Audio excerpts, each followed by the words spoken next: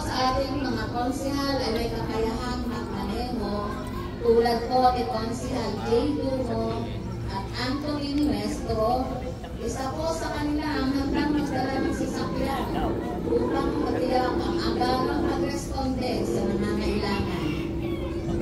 Lubos din po natin ipinagpapasalamat ang pagkakaroon ng mga kabataan sa lungsod tulad ni na S.K. Kagawad, Clint Elion Calabia, at po Bayo Mark Lucille Villanueva na may lisensya sa pagmamaneho at aktibong tumutulong sa ganitong mga sitwasyon.